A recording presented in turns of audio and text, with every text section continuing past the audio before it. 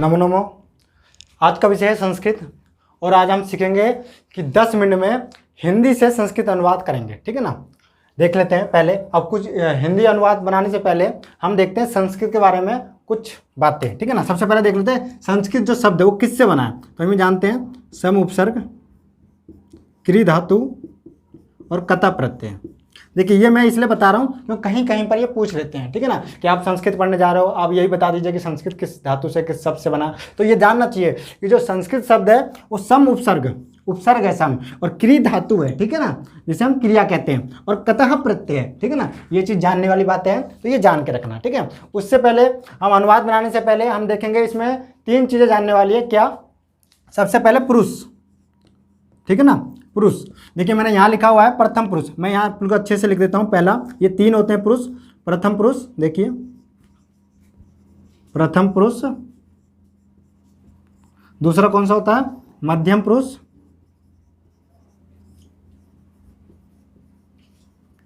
और तीसरा कौन सा होता है? उत्तम पुरुष। देखिए इसको समझ लेते हैं हम। प्रथम पुरुष जिसके बारे में बात कर रहे हैं हम। ठीक है ना, यहाँ देखिए मैंने यहाँ प्रथम पुरुष शॉर्ट फॉर्म में लिखा है। ठीक है ना, ये प्रथम पुरुष है। ठीक है। स वह जिसके बारे में हम बात कर रहे हैं, जैसे राम गांव जाता है, कौन बात कर रहा है? मैं बात कर रहा हूँ। किससे? आपसे, है ना। तो जिसके बारे में बात कर रहे हैं, राम के बारे में बात कर रहे हैं, राम गांव जा रहा है, तो यहाँ क्या हुआ? राम प्रथम पुरुष में आ जाएगा। ठीक है ना। और किससे बात कर रहा हूँ? मैं आपसे, तो आप कहाँ जाओगे? मध्यम पुरुष में। ठीक है। और कौन बात कर रहा है आपसे? मैं कर रहा हूं ना, तो मैं कहाँ जाऊंगा? उत्तम पुरुष में। ठीक है ना, ये चीज ध्यान रखना है। सब 3 पुरुष के बारे में 3 बातें ध्यान रखनी है। प्रथम पुरुष, मध्यम पुरुष, उत्तम पुरुष। ठीक है ना। प्रथम पुरुष हम किसे कहते हैं? आप समझ गए, जिसके बारे में हम बात कर रहे हैं। मध्यम पुरुष हम जिससे बात कर रहे हैं, और उत्तम पुरुष मतलब हम या मैं। ठीक है ना। दूसरी बात है इसमें क्या जानने वाली बातें हैं कि इसमें वचन। ठीक है ना, कितने वचन होते हैं? ये भी 3 होते हैं। ठीक है ना। कितने वचन होते हैं? कौन कौन से? एक वचन, द्विवचन और बहुवचन। बहुवचन। ठीक है ना। देखिए 3 होते हैं वचन। एक वचन में क्या होता है? एक के बारे में बात हो रहा होता है। ठीक है। जैसे राम अकेला गांव जा रहा है, तो कितना राम है? एक है, तो अकेला गांव जा रहा है, तो एक वचन में होगा। ठीक है। और राम के साथ श्याम भी गांव जा रहा है, या राम और लक्ष्मण दोनों वनवास जा रहे हैं, तो यहाँ कितने हैं? 2 है ना, तो कितने हो जाएंगे? द्विवचन में। और राम, लक्ष्मण और सीता जी, है ना, तीनों वनवास जा रहे हैं। ठीक है ना, तीनों गांव जा रहे हैं, तीनों वनवास जा रहे हैं, तीनों अयोध्या जा रहे हैं। ठीक है ना, तो क्या हो जाएगा यहाँ पर? बहुवचन में। समझ गए ना। बहुवचन मतलब जहां 2 से अधिक। ठीक है ना, 2 काम कार रखेंगे द्विवचन में, और 2 से अधिक, 3 या 3 के साथ जितने भी 4, 5, 6 जितने भी आ जाए, सारे कहाँ जाएंगे? बहुवचन में। ठीक है। अब हम देखते हैं एक चीज और, लिंग देख लेते हैं यहाँ पर। ये भी इंपॉर्टेंट है। ठीक है ना। कितने लिंग होते हैं यहाँ पर? ये भी 3 ही होते हैं। ठीक है ना। कौन कौन से? पुल्लिंग और स्त्रीलिंग और नपुंसक लिंग। कौन से?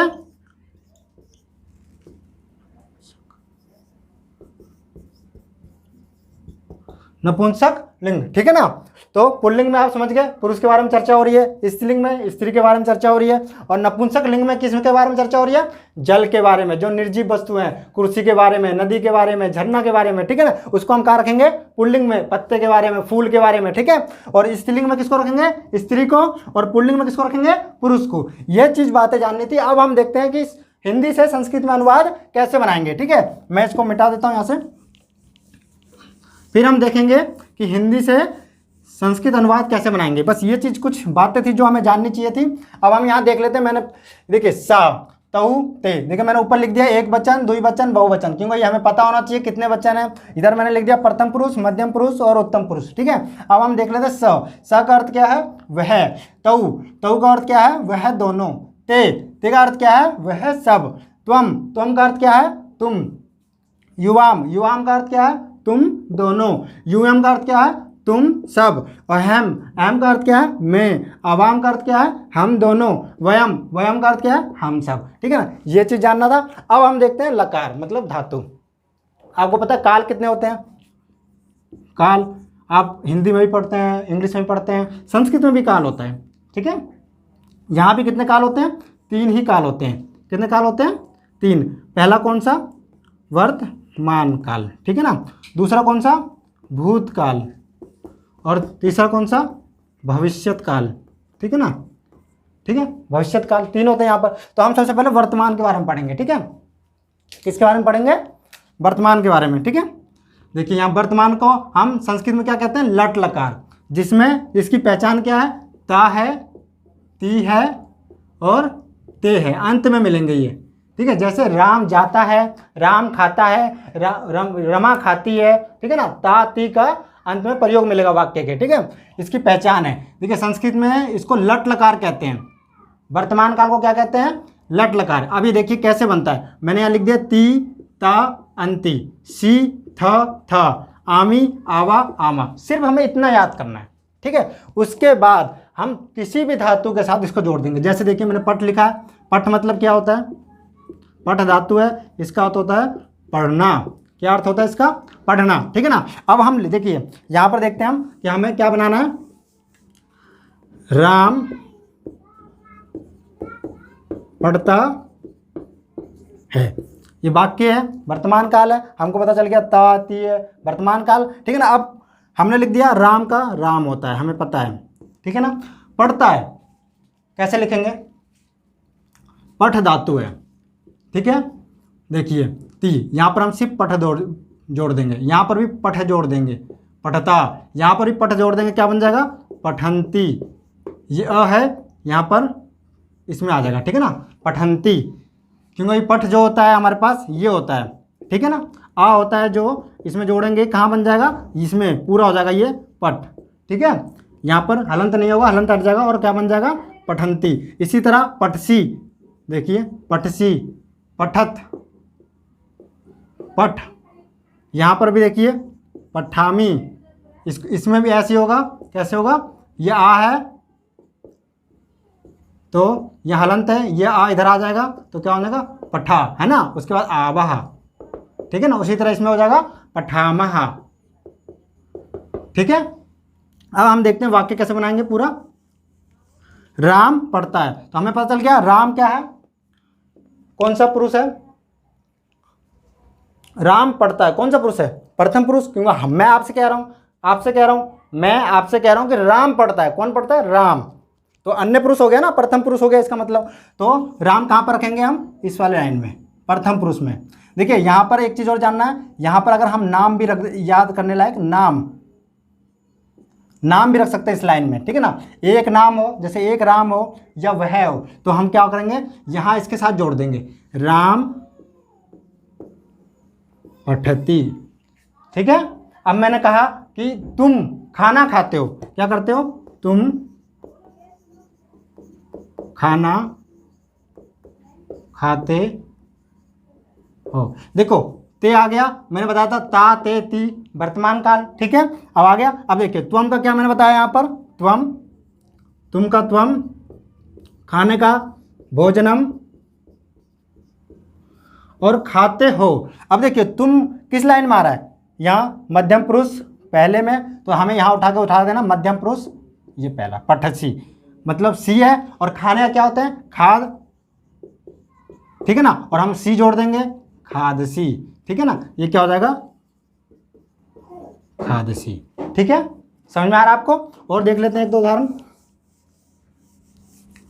अब देखिए कितने सारे धातु हमारे पास। जैसे पठ, मैंने बताया आपको पढ़ना, लिख, लिखना, हंस, हंसना, बध, बोलना, ठीक है, चल,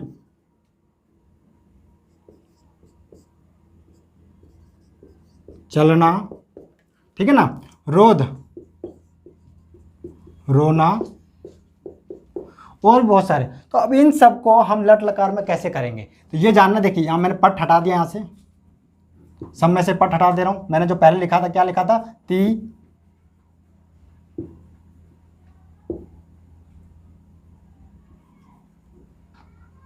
देखिए मैंने लिखा था ना पहले, सबसे पहले ती ता अंति सी थ आमी आवा आमा।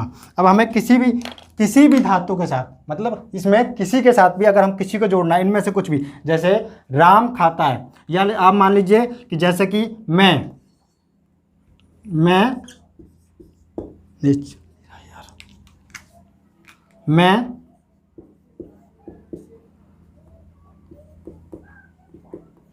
गांव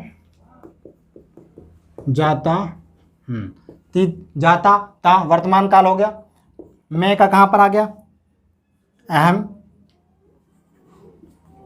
है ना, यहाँ पर मैंने पहले बताया ना, अहम का अर्थ मैं, अवाम का हम दोनों, वयम का हम सब। ये हमें कुछ, ये जो नो है हमारे पास, ये हमें याद करना पड़ेगा और समझना पड़ेगा। उसके बाद आराम से लट लकार हम कभी भी किसी भी वाक्य को, हिंदी वाक्य को संस्कृत में बदल सकते हैं, ठीक है, संस्कृत में अनुवाद बना सकते हैं। जैसे मैंने लिख दिया मैं गाँव जाता हूँ, तो मैं का मुझे पता है कि अहम, गाँव का ग्राम, मम, ठीक है ना, ग्राम मम होगा क्योंकि द्वितीय व्यक्ति गांव, ठीक है ना।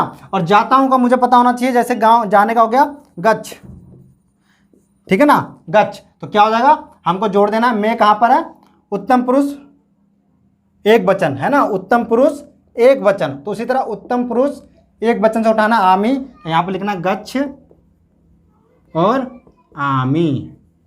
ये क्या बन गया, मैं गांव जाता हूं, अहम ग्रामम गच्छामि, ठीक है। इसी तरह हम कुछ भी, अब देखो इनको जोड़ना है, मतलब गच्छ मतलब क्या होता है, जाना, ये भी एक जोड़ लो, लिख लो, लिख को इसके आगे हमें लिख लिख करते जाना है सबके आगे। देखिए कोई सा भी रूप बनाना हो, लिख का लिख, लिख, यह हटा के इसमें जोड़ देना, ठीक है, लिख, यहां भी लिख, लिखसी, ठीक है ना, लिखती, लिखता, लिखंती, लिखसी, लिखता, लिखथ, लिखामी, ठीक है ना। अगर ना पहले से लिखा हुआ है, यहां पे भी हमें ऐसे कर देना है, लिखावा, लिखामा, ठीक है ना। आप समझ गए सारा।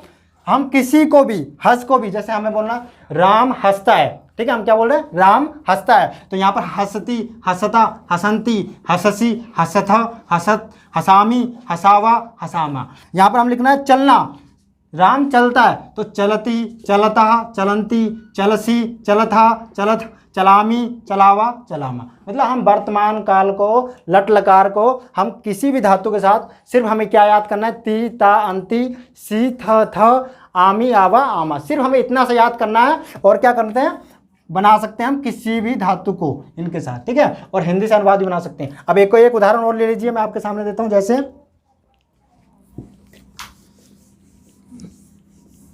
हम दोनों पुस्तक पढ़ते हैं, ठीक है ना, हम दोनों पुस्तक पढ़ते। देखिए सबसे पहले पहचान करनी है हमें क्या, ये कौन सा लकार है। तो मैंने बताया था ती और ता और ते, ती, ता, ते इत्यादि मिले तो कहाँ, यहाँ पर ते है, हमें पता चल गया वर्तमान काल है। तो सबसे पहले हमें देखना है हम दोनों कहाँ पर है, हम दोनों को उठाना है। देखिए उत्तम पुरुष द्विवचन में अवाम, तो इसका क्या अर्थ हो गया, अवाम, ठीक है। अब पुस्तक का पुस्तकम है ना, और पढ़ते हैं, मैंने बताया था पठ धातु मतलब पढ़ना, और यहाँ पर ही उठा कर रख देना उत्तम पुरुष द्विवचन, तो उत्तम पुरुष द्विवचन मतलब पठावा। ये हो गया संस्कृत अनुवाद। देखो कितना आसान है, हम दोनों पुस्तक पढ़ते हैं, अहम पुस्तकम पठावा। अब कुछ भी ले लीजिए इसमें, देखिए वह सब क्या करते हैं, पुस्तक पढ़ते हैं, वह सबको हम क्या ले लेते, देखिए यहाँ सिर्फ हम दोनों को हटा देते हैं और ये पठावा हटाते हैं। देखिए वह सब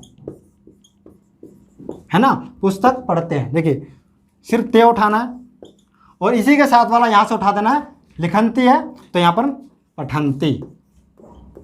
देखिए ते पुस्तक पठंती, बहुत आसान है ना। अब कुछ भी ले लीजिए, देखो वह दोनों ले लीजिए यहाँ पर, इसके जगह पे देखिए ये नीचे वाला मिटाना है, सिर्फ वह दोनों। देखिए तौ है तो तौ लिख दीजिए यहाँ पर, और इसके स्थान पर ये प्रथम पुरुष द्विवचन है तो प्रथम पुरुष द्विवचन लिखा था पठता। देखिए कितना आसान है ना। तो आज हमने समझा कि वर्तमान काल में हिंदी से संस्कृत अनुवाद कैसे करते हैं अब हम कल देखेंगे भूतकाल में, ठीक है ना। आज के लिए इतना ही, धन्यवाद।